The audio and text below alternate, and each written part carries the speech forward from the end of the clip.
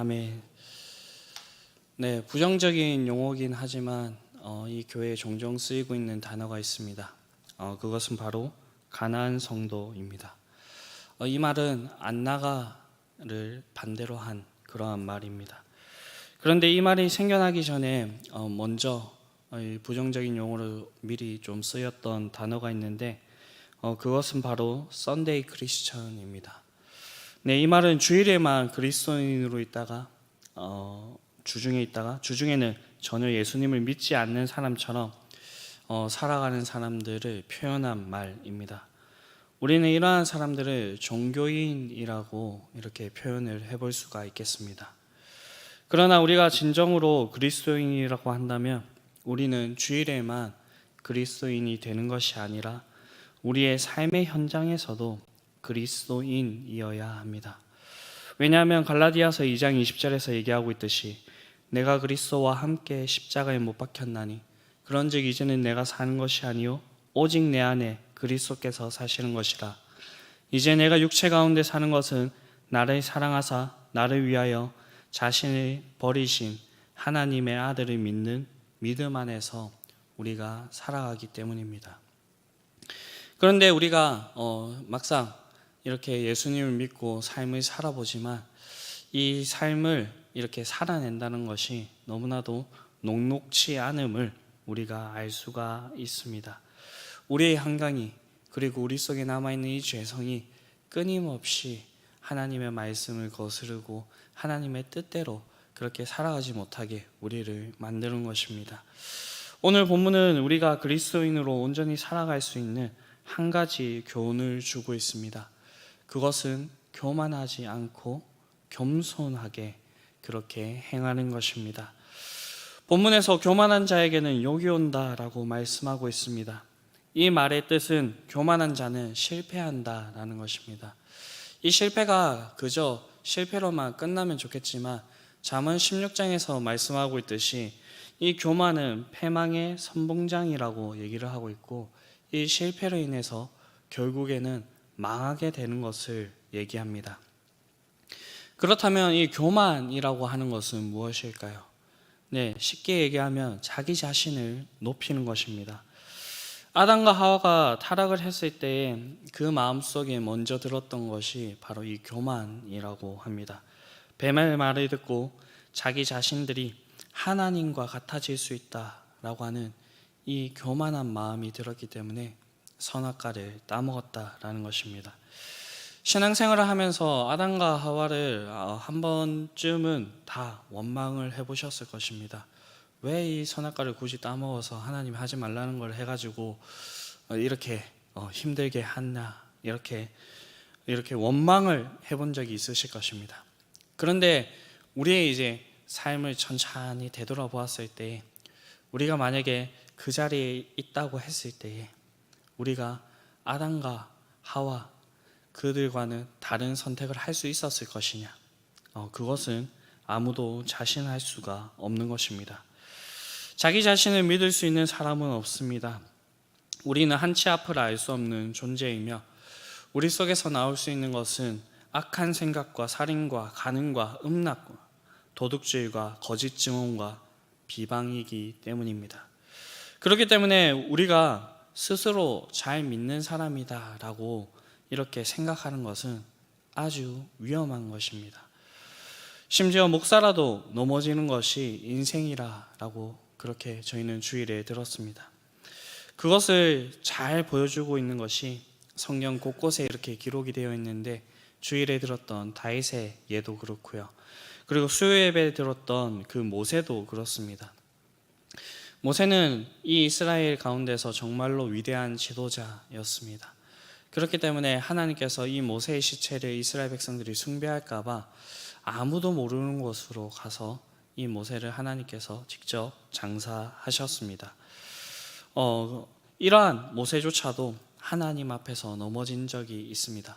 이 일로 인하여서 가나안 땅에 들어가지 못하게 되었지요.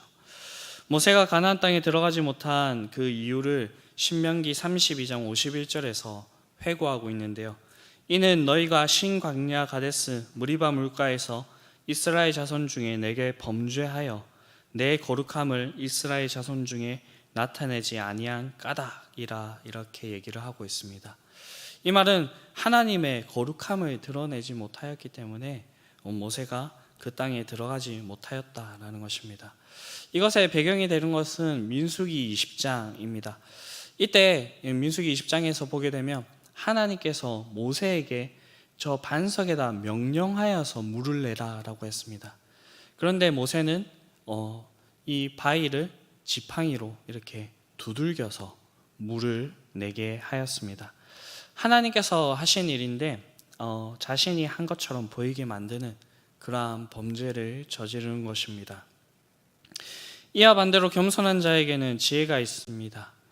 겸손은 무엇입니까? 사람들 앞에서 자신을 낮추는 그런 모습을 우리가 생각해 볼 수가 있습니다. 이 모습이 겸손한 모습은 맞을 것입니다. 그러나 겸손은 무조건 우리가 고개를 숙이고 자신을 낮추는 것은 아닙니다. 로마서 12장 3절을 보게 되면 내게 주신 은혜로 말미암아 너희 각 사람에게 말하노니 마땅히 생각할 그 이상의 생각을 품지 말고 오직 하나님께서 각 사람에게 나누어 주신 믿음의 분량대로 지혜롭게 생각하라. 이것이 겸손이라고 이렇게 얘기를 하고 있고요. 이 말은 사람이 자신의 처지를 바로 알고 행하는 것입니다.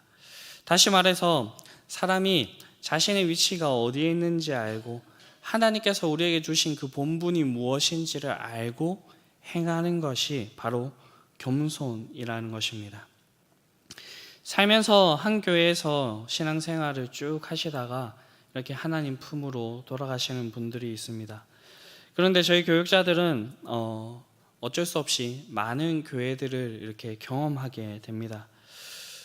그 교회들을 경험하면서 교회 안에서 많은 성도님들을 만나는데 그냥 제가 사회인이었다면 만나볼 수 있을까라는 그런 생각이 드는 분들도 만나기도 합니다. 일전에 있었던 교회에서 삼성과 미국의 애플의 전자기기에 들어가는 이 플렉시블한 이렇게 막 휘어지는 그런 회로를 납품하시는 회사의 회장님의 사모님이 그 교회 권사님으로 계셨습니다. 연매출이 1조가 넘는 그런 회사입니다. 그래서 이만한 부자도 이렇게 교회에 나오시는구나 라는 것을 느낄 수 있었던 그런 분인데 이분이 이렇게 부자임에도 불구하고 그 교회에서 하는 역할은 청소하시고 쓰레기 줍고 주방에 들어가서 설거지 하시는 그러한 일들을 도맡아서 하셨습니다. 부자는 낙타가 바늘구멍에 들어가기보다 하나님 나라에 들어가기 힘들다고 했는데 얼마나 교회를 위해서 봉사하시는지 그렇게 그분을 보면서 생각할 수가 있었습니다. 우리가 생각하기에 그렇게까지 안 하셔도 되지만 겸손하게 그렇게 교회를 섬기셨습니다. 이 세상에서 대단한 것을 이룩하셨지만 하나님 앞에서 자신이 어떠한 존재인지를 항상 생각하시고 그렇게 살아가시는 분 같았습니다. 우리에게 이런 모습을 먼저 보여주신 분이 있습니다. 그분은 바로 예수님이십니다. 예수님은 근본 하나님의 본체이시나 하나님과 동등됨을 취할 것으로 여기지 아니하시고 오히려 자기를 비워 종의 형체를 가지사 사람들같이 되셨고 사람의 모양으로 나타나사 자기를 낮추시고 죽기까지 복종하셨다라고 말씀하고 있습니다. 예수님께서는 자신을 소개할 때 나는 마음이 온유하고 겸손하다라고 하셨습니다. 이렇게 겸손하게 하나님께서 이 예수님에게 주어주신 그 뜻을 알고 그것 이상 넘어가지 않고 그 뜻에 맞게 그렇게 예수님께서는 살아가셨고 그래서 우리의 참된 모범이 되셨습니다. 이런 예수님을 경험한 바울은 신앙의 연수가 깊어지면 깊어질수록 이 예수님에 대해서 깊이 알면 알수록 자신의 처지에 대해서 이렇게 심정의 변화들이 있었는데요. 제일 처음에는 나는 사도 중에서 가장 작은 자라고 이렇게 고백을 하였고요. 그 다음 심정의 변화는 나는 모든 성도 중에 지극히 작은 자보다 더 작은 자 이렇게 고백하였고요.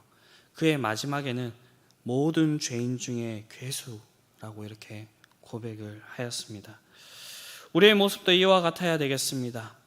이렇게 우리가 겸손하게 이렇게 살아갈 때 우리에게 지혜가 있게 될 것입니다. 이 지혜는 잠언에서 계속적으로 얘기하고 있듯이 바로 하나님 자신입니다. 우리가 겸손하게 살 때에 하나님께서는 우리와 함께 하신다라는 것입니다. 오늘 본문에 이어서 교만한 자와 겸손한 자의 모습을 대조시키면서 보여주고 있습니다. 3절을 보게 되면 정직한 자의 성실은 자기를 인도하거니와 사악한 자의 패역은 자기를 망하게 한다라고 얘기를 하고 있습니다. 오늘 본문에 나오고 있는 이 성실은 원어의 뜻을 좀 살펴보면 중심에서 나오는 그 의로움을 의미합니다. 지혜를 따라서 우리가 겸손하게 하나님의 말씀을 따라서 살아갈 때에 하나님께서 우리의 중심에서 나오게 하는 이 의로움으로 우리를 인도하신다라는 것입니다. 반대로 사악한 자의 패역은 자기를 망하게 한다라고 합니다. 앞선 잠언에서 이 사악한 자들이 어떠한 행동을 하는지 저희는 잘 살펴보았습니다. 이기적이고 악한 방법으로 자기의 것을 챙기고 남의 것을 빼앗는 자들입니다.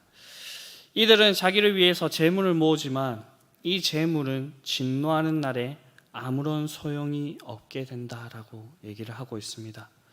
그러나 공의는 그 죽음의 상황에서 그 가운데서 건져준다라고 그렇게 얘기를 하고 있습니다.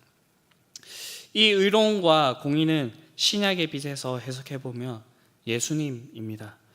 이 세상의 다른 것으로 말고 오직 예수 그리스도를 믿음으로써 우리는 죽음에서 건짐을 받고 죽음에서 사망에서 생명으로 이르게 됩니다.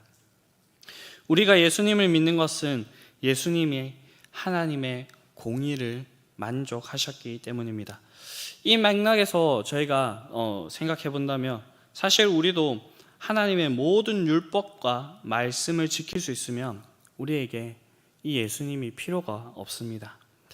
우리가 하나님의 공의를 만족시킬 수 있기 때문에 하나님께서 여기 예수님을 보내주신 것 말고 우리가 스스로 구원을 얻을 수 있습니다. 그런데 여러분, 이것이 가능한 일입니까?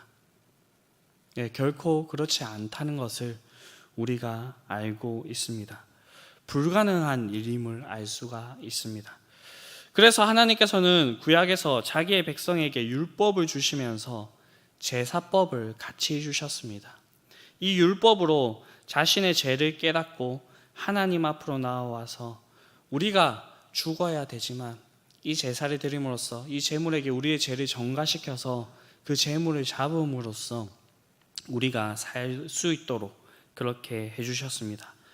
그러나 이것은 일시적인 것이었지요. 이 모든 것의 원흉으로 오신 예수님께서 오시기 전까지는 이 제사를 계속해서 지냈지만 이 예수님이 오셔가서 자신을 단번에 들이심으로 모든 것을 이루어 주셨습니다.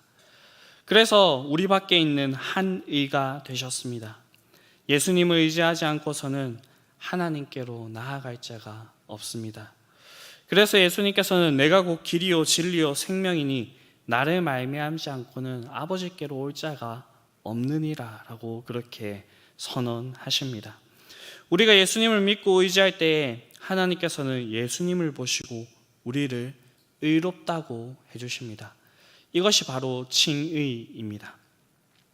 이것이 우리 밖에 있는 한 의고 이것이 우리의 공의입니다. 정직한 자의 성실은 이 공의에 이르게 되고 완전한 자의 공의는 자기의 길을 곱게 합니다. 그리고 정직한 자의 공의는 자기를 건지게 됩니다. 반대로 악한 자는 자기의 악으로 말미암아 넘어지고 자기의 악에 사로잡히고 소망이 끊어지게 됩니다. 이렇게 하나님께서는 의인의 길에 있는 사람들이 잘 되도록 하십니다. 성경에서는 이 잘 되는 것을 다른 말로 이렇게 표현하고 있는데 그것이 무엇이냐면 바로 형통입니다. 그런데 이 형통이라고 하는 이 단어들을 보게 되면 주로 같이 쓰이는 단어가 있습니다. 그것은 복입니다. 대표적으로 이게 잘 나타나 있는 것이 시편 1편인데 복 있는 사람은 이렇게 하면서 하나님의 형통이 이 복 있는 사람에게 함께 있다라고 이렇게 얘기를 합니다. 복과 형통이 같이 오는 것임을 볼 수 있으며 복과 형통은 같은 성질을 가지고 있는 것을 볼 수가 있습니다. 그래서 이 복이 뭔지에 대해서 우리가 분명하게 깨달으면 이 형통이 무엇인지도 우리가 같이 알 수가 있습니다. 하나님께서는 아브라함에게 복이 될지라라고 하면서 너를 축복하는 자를 축복하고 너를 저주하는 자를 내가 저주할 것이라 라고 그렇게 하셨습니다. 이 말은 아브라함을 통하여서 이 세상에 복이 흘러간다라는 것입니다. 축복의 통로로 아브라함을 삼으신 것이죠. 하나님께서는 아브라함에게 주신 이 약속, 이 아브라함의 자손에게 이어지게 하셨고 신명기 말씀에 이르러서 이 말씀을 더욱더 명확하게 밝혀주셨습니다. 저희가 지난주 수요 예배 때 들었던 그 말씀인데요, 여호와의 말씀을 청종하면 이 모든 복이 내게 임하며 내게 이르니니 서금에서도 복을 받고 들에서도 복을 받고 내 몸의 자녀와 토지의 소산과 내 짐승의 새끼와 소의 양의 새끼와 그들이 복을 받을 것이며 내 강주리와 떡반죽 그릇이 복을 받을 것이며 내가 들어와도 복을 받고 나가도 복을 받을 것이라 라고 그렇게 말씀하고 있습니다.